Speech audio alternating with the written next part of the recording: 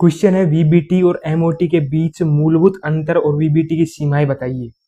तो इसको बहुत ही इजी तरीके से हम करने वाले हैं। तो देखो, सबसे पहले पढ़ते हैं। वीबीटी का प्रतिपादन हिटलर और लंदन ने किया था, जबकि एमओटी का प्रतिपादन हुंड और मुलिकन ने किया था। इनमें मुख्य अंतर निम्नलिखित है। तो इनको पढ़ते हैं।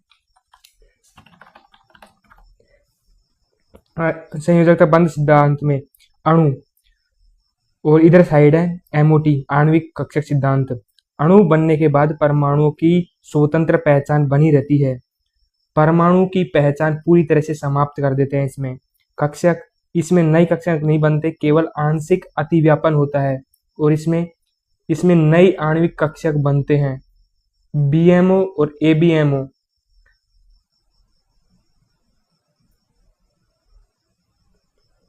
बॉन्डिंग मोलिकुलर ऑर्बिटल और एंटी बॉन्डिंग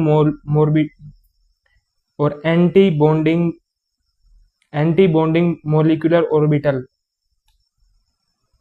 स्वरूप, कक्षक एक केंद्रीय होते हैं यानी कि मोनोसेंट्रिक। कक्षक बहुकेंद्रीय यानी पॉलीसेंट्रिक होते हैं। इलेक्ट्रॉन, इनमें बाह्यतक कोश में अयुग्मित इलेक्ट्रॉन भाग लेते हैं, और इसमें इलेक्ट्रॉन समान ऊर्जा वाले सभी परमाणु कक्षक भाग लेते हैं। और चुंबकीय गुण, यह O2 के चुंबकीय गुणों की सही व्याख्या नहीं करता, और यह अनुचुंबकीय प्रतिचुंबकीय गुणों को सटीकता से व्याख्या करता है। आगे बढ़ते हैं। देखो, अगर आप पीडीएफ बाई करना चाहते हो तो कर सकते हो। इसमें देखो सही कितने ढंग से चीजों को बताया। देखो, मैं बताता हूँ आपको याद रखने की ट्रिक। देखो क्या क्या अलग अलग चीजें हैं। और मैं आपको एक और चीज बताता हूँ इसमें। देखो, अभी जो हमने पढ़ा है वीबीटी क्या होती है और एमओटी में जो भी अंतर पढ़ा है उसको देखो कैसे समझाया है। मान लो कि यार आपके दोस्त ने कोलैब करके रील बनाई। रील एक है यानी अणु बन गया, लेकिन दोनों की अपनी अपनी प्रोफाइल सुरक्षित रहेगी, यानी कि आंशिक अतिव्यापन हुआ है। देखो कैसे पढ़ा है। अब देखो एमओटी, वहां देखो, मान लो शादी के बाद दो लोगों ने अपने पुराने पर्सनल अकाउंट डिलीट कर दिए और एक नया कपल अकाउंट बना लिया। अब पुरानी पहचान खत्म, जो भी है वो नया अकाउंट है, मोलिकुलर ऑर्बिटल बन गया। अगर आप इस पीडीएफ को बाई करना चाहते हो तो कर ही सकते हो। इसमें कोई भी नई चीज नहीं है, उन्हीं चीजों को डिफरेंट तरीके से समझाया गया है। देखो, बाकी आपकी मर्जी है। अब देखो वीबीटी की मुख्य सीमाएं। आधुनिक रासायनिक विज्ञान में वीबीटी की निम्नलिखित कमियां हैं। ऑक्सीजन के चुंबकीय गुण की असफलता। वीबीटी के अनुसार O2 गुण में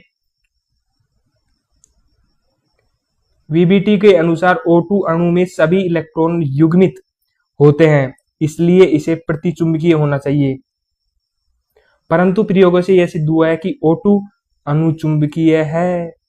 विषम इलेक्ट्रॉन अणु, यह उन आयनों के स्थायित्व को नहीं समझा पाता जिनमें इलेक्ट्रॉन की संख्या विषम यानी ओड होती है, जैसे H2+ NO।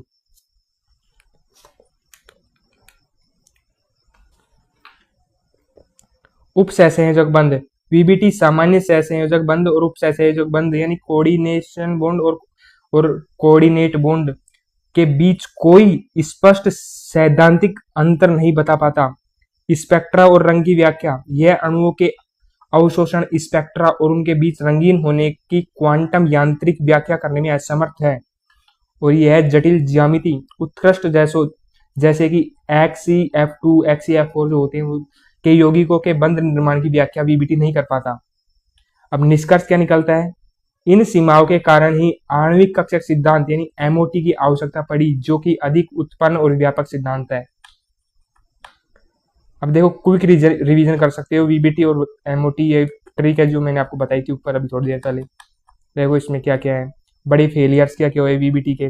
मैग्नेटिक O2 को डायमैग्नेटिक बनाया, जबकि वो पैरामैग्नेटिक है। ओड विषम आयनों को नहीं समझा पाया। कोऑर्डिनेट सहसंयोजक और उपसहसंयोजक बंध में कंफ्यूजन होता है। ऑप्टिकल अणुओं का रंग और स्पेक्ट्रा नहीं बता पाया। सेप्स जीनोन एक्सी यौगिकों की ज्यामिति समझाने में विफल। तो ये चीजें हैं।